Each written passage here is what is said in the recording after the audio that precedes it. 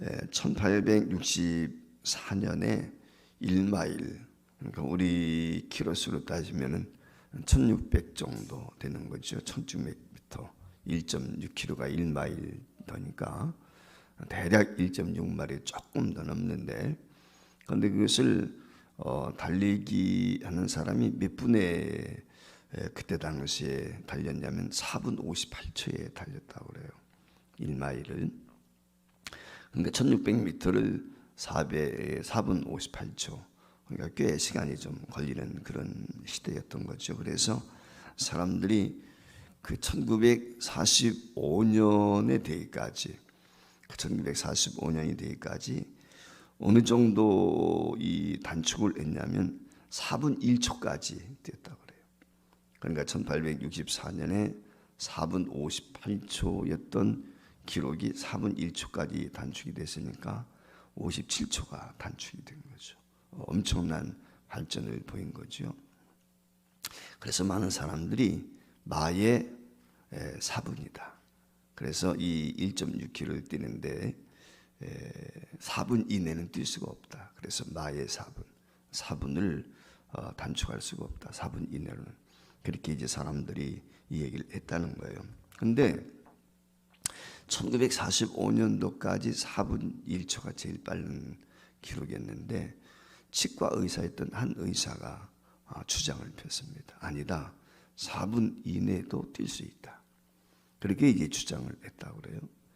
그 주장을 한 후에 2년이 지나서 4분 이내에 뛴 사람이 몇 명이 나오게 되었느냐면 127명이 나왔답니다. 그 2년 동안에 4분 이내에 뛴 사람이. 이게 무슨 얘기냐면 우리 마음의 자세가, 인간적인 마음의 자세가 긍정 마인드를 갖는다는 거예요. 그게 그렇게 중요하다. 이 긍정적인 마인드를 갖게 되면은 우리가 할 수 있다. 우리가 세상 사람들도 그런 얘기를 하잖아요. 할 수 있다. 하면 된다. 뭐 이런 얘기를 한단 말이죠. 그러니까 이와 같이 사람들이 긍정적인 마인드를 갖는다는 것이 얼마나 중요한가라고 하는 것을 우리에게 단적으로 보여주는 한 가지 이해라고 하는 것이죠. 그러니까 가능성이 있다. 희망사항이다. 세상 사람들도 그 희망이 있을 때 가능성이 있게 되고, 그 가능성이 그 희망을 이룰 수 있도록 그와 같이 동력을 동기를 부여한다는 것이죠. 그러니까 우리가 희망을 갖는 것이 얼마나 중요한가. 할 수 있다라고 하는 것이 그렇게 중요하다는 거예요. 우리가 전도도 마찬가지입니다. 전도도 내가 할 수 있다라고 하는 믿음을 갖는 거예요. 세상 사람들은 희망이지만 우리는 믿음을 갖는 거예요. 그래서 예수 믿는 사람은 희망, 바랄 희자를 쓰는 거거든요. 희망이라고 하지 않고 우리는 소망이라고 그래요. 소망이라고 하는 것은 확실한 거죠. 확실한 거. 우리가 천국을 소망한단 말이죠. 주님이 소망이라는 말은 약속에 근거한 거예요. 약속. 하나님이 약속하신 것에 근거해서 바라보는 거기 때문에 내가 기대하는 것하고는 전혀 다른 거예요. 희망은 이루어질 수도 있고 이루어지지도 않을 수 있어. 하나의 드림, 꿈과 같은 거예요. 반면에 소망이라고 하는 것은 하나님이 우리에게 주신 비전과 같은 거예요. 그 비전은 꼭 이루어지는 거예요. 요셉이 꿈을 꾸게 되었을 때 그것은 바로 비전이죠. 하나님이 주시는 꿈. 그 꿈은 꼭 이루어진단 말이죠. 그걸 우리가 이해해야 돼. 그리스도 예수 안에 있으면 누구든지 새로운 피조물이 된단 말이죠. 이 말의 의미는 뭐냐면 무엇이든지 할 수 있다는 거예요. 바울 사도가 그러니까 예수를 만나고 새롭게 변화되어졌을 때 고백하는 것이 내게 능력 주는 자 안에서, 내게 능력 주는 자 안에서 모든 걸 할 수 있다. 하나님이 내게 능력을 주시면 모든 것을 할 수 있다. 이게 이제 바울 사도의 고백인데, 물론 세상에 어떤 기록을 깬다든지 이런 것을 의미하는 것이 아니라 하나님 나라 복음을 전하는 일에 있어서 내가 이와 같이 능력을 받게 되면 하나님이 함께 하시면, 하나님의 뜻이면 다 이루어질 수 있다. 즉 한마디로 말하면 성령 충만 받으면 하나님께서 우리에게 주신 사명 감당할 수 있다. 그렇게 이제 우리가 이야기할 수 있죠. 오늘 여기 본문에 지금 베드로 설교가 기록이 되어 있거든요. 자, 여러분 베드로가 어떤 사람이에요? 우리가 한번 상식적으로 생각을 해보세요. 베드로는 참 실수가 많은 사람입니다. 베드로는 마태복음 16장에 보면 신앙 고백을 위대하게 하지만 예수님한테 사탄이라고 하는 책망까지 받게 되거든요. 그 예수님이 법정에 서게 됐을 때, 잡혀가게 될 때 3번씩이나 예수님을 부인을 했어요. 그뿐만이 아니죠. 이 베드로의 결정적인 순간, 실수의 순간 중에 하나는 뭐냐면 예수님의 부활을 목격했어요. 친히 목격을 했잖아요.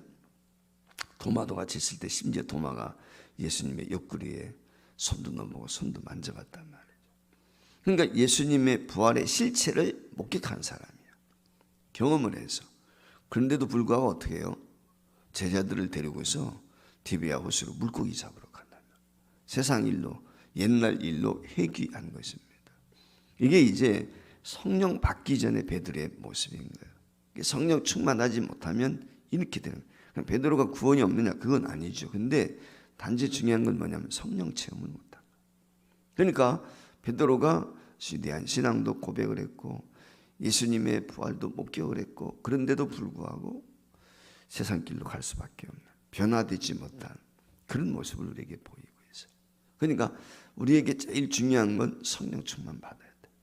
네, 성령 받되 충만 받는 게 중요한 것입니다. 이게 오늘 우리에게 보여주는 내용이거든요. 그래서 37절 오늘 여기 본문 말씀에 보면은 이런 말씀이 기록이 됐습니다. 그들이 이 말을 듣고 마음에 찔려 베드로와 다른 사도들이 물어 이르되 형제들아 우리가 어찌할까 하거늘. 자, 여기 지금 베드로의 설교를 듣고 있는 사람들이 50일 전에는 완전히 다른 사람들이었어요. 물론 여기 베드로의 설교를 듣는 사람들 가운데는 메대인을 비롯해서 아라비아인들을 비롯한 구스 사람들, 수많은 타 지역에서 온 사람들이 있지만 어쨌거나 여기 예루살렘 거리에 있는 사람들이 베드로의 설교를 듣는데 그 베드로의 설교를 듣는 그 사람들 대다수는 어떤 사람들이냐면 50일 전에 예수님을 십자가에 못 박아 죽였던 사람들. 그들이 못 박아 죽이지 않았다 할지라도 그들이 그 십자가에 못 박는 이 빌라도의 부하들을 그 제사장의 부하들을 향해서 십자가에 못 박아라 못 박아라 외쳤던 사람들. 그 현장을 목격했던 사람들.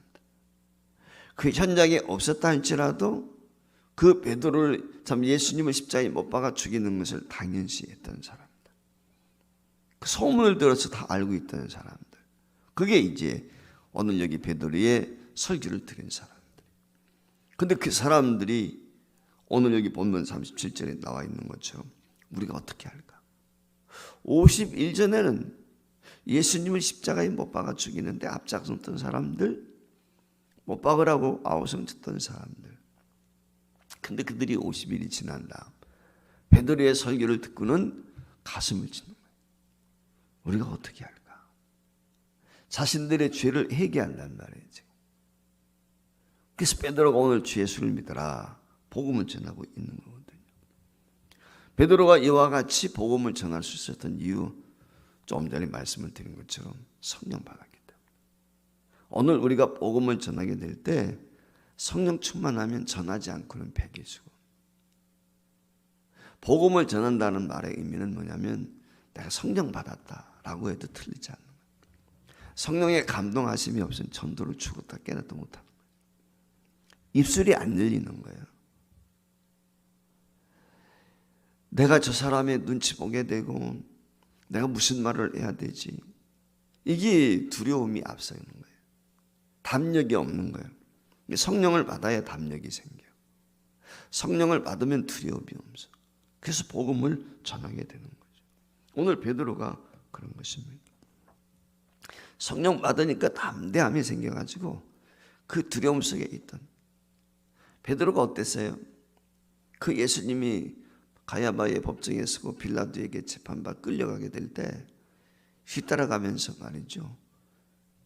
그 몸적인 여자아이가 나와가지고 너도 그 당이다. 너도 그와 함께 있었다는 게 아니라고. 무슨 소리 하냐. 너 잘못 봤다는 거예요. 그러면서 심지어는 그걸 부인하기 위해서 내가 예수님과 같이 있지 않았다는 걸 부인하게 예수님을 저주하는 거예요. 기가 막히지 않습니까? 자기의 선생님을 저주하는 거예요. 네? 이게 베드로의 모습이었단 말이죠.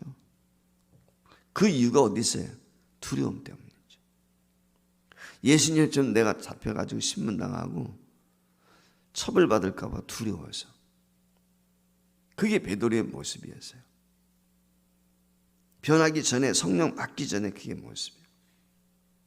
그런 제자들, 베드로가 그러니까 다른 제자들은 더 말할 필요가 없지. 이런 제자들을 두고 예수님이 승천하시는 거예요. 그 승천하실 때 주님께서 하신 약속의 말씀이 사도행전 1장 8절 아니겠습니까? 사도행전 1장 8절에 무엇이라고 기록이 되어 있습니까? 주님이 말씀을 하셨죠. 오직 성령이 너에게 임하시면 권능을 받는다는 거예요. 그리고 예루살렘과 온 유대와 사마리아 이르 땅끝에. 여기 중요한 게 뭐냐면 성령 받으면 권능이 함께 온다. 그러니까 성령은 다이나마이트, 능력이라, 힘이라는 거예요. 그러니까 예수 믿는 사람의 힘은, 능력은 다른 데 있는 게 아니고 성령 받는 데 있는 것이지. 성령 충만하면 복음을 전하지 않고는 배길 수가 없는, 그게 복음을 전하는 거죠. 그러니까 모든 것을 행하게 될 때 우리가 중요한 것 중에 하나가 뭐냐? 성령 없이는 불가능해요. 봉사할 수 있어요. 그런데 끝까지 봉사 못해요. 세상적인 생각 가지고는. 기쁨으로 봉사할 수가 없어요. 감사함으로 봉사할 수가 없어요. 성령 충만하지 않으면 불평, 원망이 있어요. 섬기면서도, 사랑한다고 하면서도 미움이 있고 시시비가 있다. 근데 성령 충만하면 심지어는 스데반이 어떻게 해요? 자기를 돌로 치는, 죽이는 사람까지도 그들의 죄를 용서해달라고 기도하거든요. 이게 성령 충만할 때 가능한 거예요. 그러니까 성령 충만하면 모든 것을 감당할 수 있어요. 누가 비난하든 누가 시비를 걸든 누가 뭐라든. 그래, 세상 사람들이 그래, 너는 짖어라, 기차는 간다. 철도변에 있는 개가 짖어도 열차는 간단 말이죠.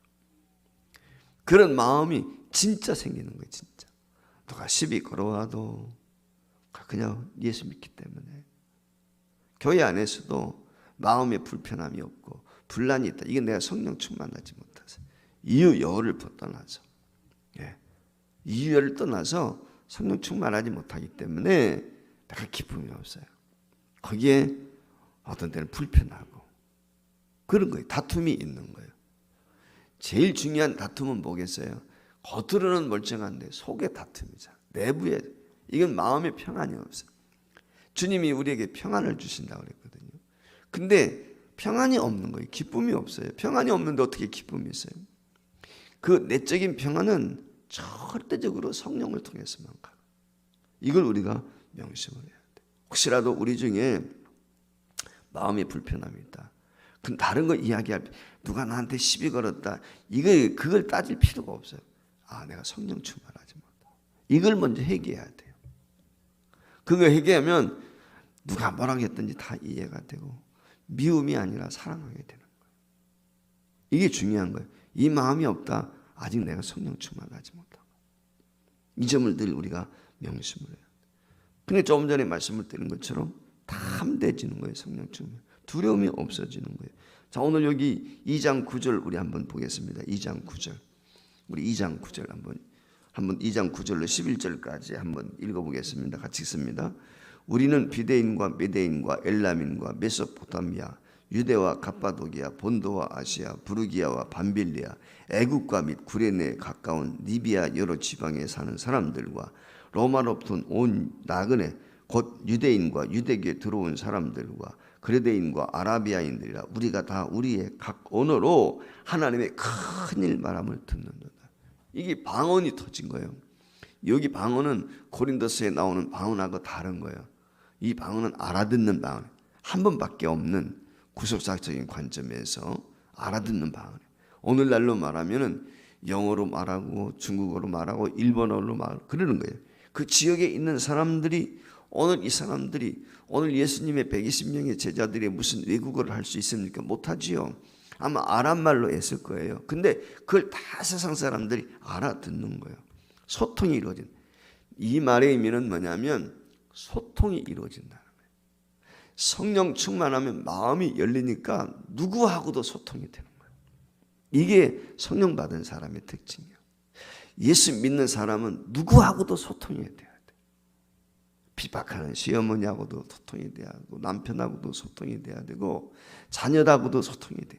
누구하고도 막힘이 없어야 돼. 그게 안 되면 전도가 안 되는 거지요. 소통이 돼야 돼. 돈이 있는 사람이나 가난한 사람. 그러니까 예수님이 그런 말씀을 하셨어요. 나가게 될 때 주님께서 해야 될 말을 가르쳐줘요. 성령이 가르쳐준다. 내가 무슨 말을 해? 저 사람이 많이 배운 사람이 학박사 학위를 가지고 있는데, 이거 저 사람 부자인데 내가 어떻게 저런 사람에게 전도? 아니에요. 주님이 가르쳐준다는 거예요. 이게 성령의 사람인 거예요. 그러니까 누가 되었든지, 어린 아이가 되었든지 나이 많은 사람이 되었든지 세대 구별 없이 누구를 만나든지 복음을 전할 수 있다. 실수투성했던 사람, 무능력했던 사람, 그게 베드로인데 오늘 이와 같이 성령 충만 받게 되었을 때 권능을 받고 누구하고나 소통할 수 있는 전도자가 되었고, 그 결과 수많은 사람들이 오늘 여기 본문에 기록된 것처럼 주께로 돌아오는 구원의 역사가 있었다. 따라서 저와 여러분이 먼저 기도해야 될 것이 있다면 성령 충만을 내게 주세요. 성령 충만해야 돼. 그래야 복음을 전할 수 있는 것이, 예수 믿으세요 한 번 전하고 끝나는 게 아니라 기꺼이 욕을 먹어도 감사하고 침을 뱉음을 당해도 기꺼이 당연한 것처럼 여기고 기분 나빠하지 않고. 무슨 얘기인지 알겠죠? 이게 성령의 사람의 특징이다 라고 하는 사실 저와 여러분이 기억하시고, 오늘도 하나님 내게 성령 충만함을 주세요. 담대히 복음을 전할 수 있는 담력과 믿음을 주시옵소서. 이 기도가 우리가 먼저 선행돼야 되겠다 라고 하는 걸 다시 한번 깨닫습니다.